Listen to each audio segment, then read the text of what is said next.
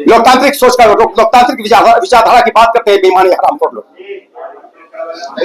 ये हमारा वोट चाहिए, लेकिन हमारी लीडरशिप इनको बर्दाश्त नहीं है। तो इस बार 2024 के चुनाव में इन बेईमानों हरामखोरों को बता देंगे, इन फर्जी जमहूरी और नकली सेकुलर लोगों को, कि तुम्हारी औकात, तुम्हारी हैसियत क्या है, तुम्हारा वजूद हमसे है, हम आ रहे पूरी ताकत से, देखते हैं तुम कितनी सीट ला सकते हो। इस बार प्रैक्टिकली साबित कर रहा हो बी टीम को। तो मैं साबित कर लूंगा कि कांग्रेस, जिसको आप सेकंड लार्जेस्ट पार्टी कहते हैं, वो बीजेपी की बी टीम है। उड़ीसा में चुनाव लड़ी, सारी सीट हार गई। अगर वो नवीन पटनायक के साथ लड़ती तो भाजपा सत्ता में नहीं आती। आप चले जाए बंगाल में 8 सीट पे भाजपा को जिता दिया कांग्रेस ने। वहां हमारे एक एमपी को, इम्तियाज जलील साहब को हरवा दिया सारे लोगों ने मिलकर। इन बेईमान 48 पूरे दमखम के साथ पूरे झारखंड के अंदर में इंशाल्लाह हम लोगों की तैयारी है। चुनाव इस बार लड़ी जाएगी और तैयारी हर सीट पे है, पर फैसला आखिरी हमारे बैरिस्टर असदुद्दीन ओवैसी साहब लेंगे। रांची में भी हमारी तैयारी, हमारी पार्टी की तैयारी बूथ लेवल से, वार्ड लेवल से, महानगर लेवल से पूरी तैयारी चल रही है।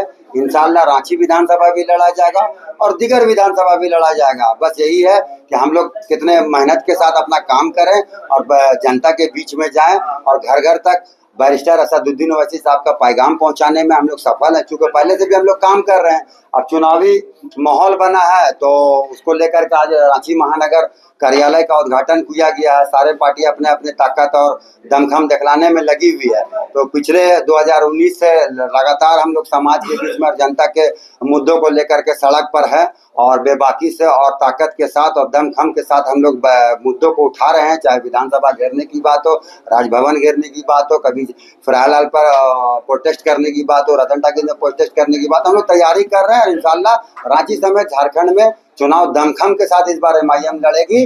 जो शर्त है उस शर्त को फुलफिल करेगी पूरा पार्टी। ठीक है, हम लोग विगत 3 वर्षों से, जब से मुझे सदारत मिली, जो जिम्मेदारी मिली, तब से हम लोग डोर टू डोर अपने संगठन को माइक्रो लेवल तक पहुंचाने की कोशिश कर रहे हैं। हम लोग अनवरत लगातार हम लोग इसमें लगे हुए हैं। चूंकि बैरिस्टर साहब का सख्त आदेश है कि इस बार हम चुनाव उसी सीट पर लड़ेंगे जिस सीट पे 75% बूथ कमेटी कंप्लीट होगी। बूथ कमेटी कंप्लीट नहीं होगी, मैं चुनाव एक भी सीट पे नहीं लड़ूंगा। अगर एक सीट पे भी कंप्लीट नहीं है, अगर तैयार है तो हम 81 के 81 सीट पे लड़ेंगे। लेकिन हम लोगों की तैयारी 50 प्लस सीट्स पे है।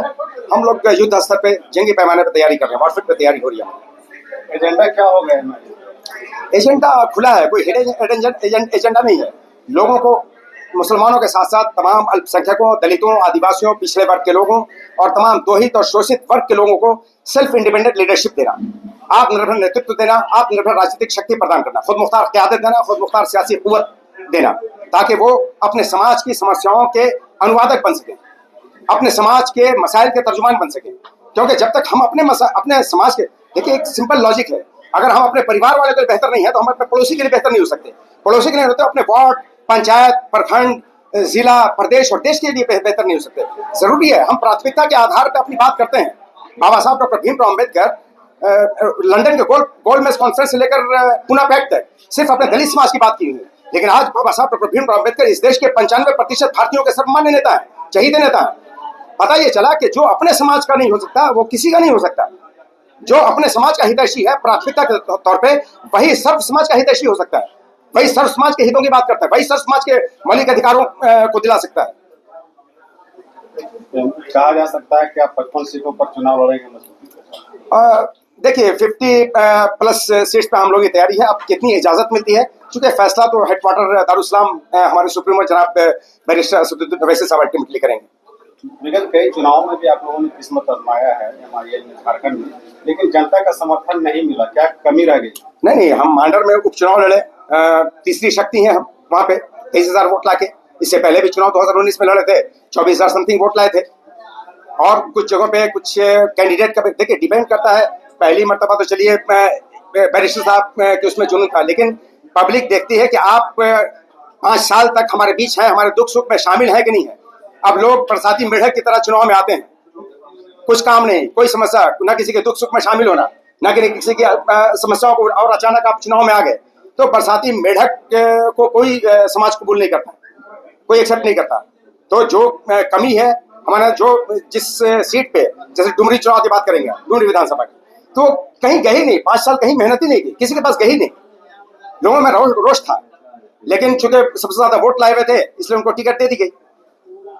लेकिन परिस्थितियों के एमआईएम के ऊपर बीजेपी के बी टीम का भी ठप्पा लगाया जाता है। देखिए, सिर्फ एमआईएम की बात नहीं है, इस देश के मुसलमानों को ह्यूमिलिएट किया जाता है, अपमानित किया जाता है, जलील करने की कोशिश की जाती है। वरना सच्चाई यह है कि इस देश की कोई भी पार्टी, न सिर्फ एमआईएम, कोई भी पार्टी किसी की ABC टीम नहीं होती। अगर प्रैक्टिकली साबित करना हो बी टीम को, तो मैं साबित करूंगा कि कांग्रेस, जिसको आप सेकंड लार्जेस्ट पार्टी कहते हैं, वो बीजेपी की बी टीम है। उड़ीसा में चुनाव लड़ी, सारी सीट हार गई। अगर वो नवीन पटनायक के साथ लड़ती तो भाजपा सत्ता में नहीं आती। आप चले जाए बंगाल में 8 सीट पे भाजपा को जिता दिया कांग्रेस ने। वहां हमारे एक MP को, इम्तियाज जलील साहब को हरवा दिया सारे लोगों ने मिलकर। इन बेईमान 48 सीट है, 14% मेरी आबादी है, हमारा हक बनता था वहां पे 7-8 सीट का। एक सीट मेरी जो सिटिंग सीट थी, सिटिंग MP मेरा था, वो भी कबूल बेईमानों हरामखोरों को नहीं हुआ, जो अपने आप को सोकल सेकुलर कहते हैं, लोकतांत्रिक सोच का, लोकतांत्रिक विचारधारा की बात करते हैं बेईमानी हरामखोर लोग। ये हमारा वोट चाहिए, लेकिन हमारी लीडरशिप इनको बर्दाश्त नहीं है। तो इस बार 2024 के चुनाव में इन बेईमानों हरामखोरों को बता देंगे, इन फर्जी जमहूरी और नकली सेकुलर लोगों को, कि तुम्हारी औकात, तुम्हारी हैसियत क्या है, तुम्हारा वजूद हमसे है, हम आ रहे पूरी ताकत से, देखते हैं तुम कितनी सीट ला सकते हो इस बार।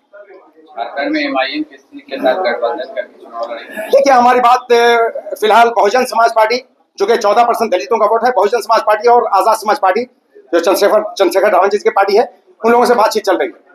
बाकी किसी पार्टी से हम लोगों का कोई इंटरेस्ट भी नहीं है वैसा ना। जो जहां तक आदिवासी वोट की बात है, तो हमारे पास दसियों चेहरे हैं आदिवासी, जो मास लीडर है, जिनके पास आदिवासी समाज का वोट अपने बलबूते पे, अपनी पर्सनैलिटी पे, अपनी शख्सियत पे ले सकते हैं।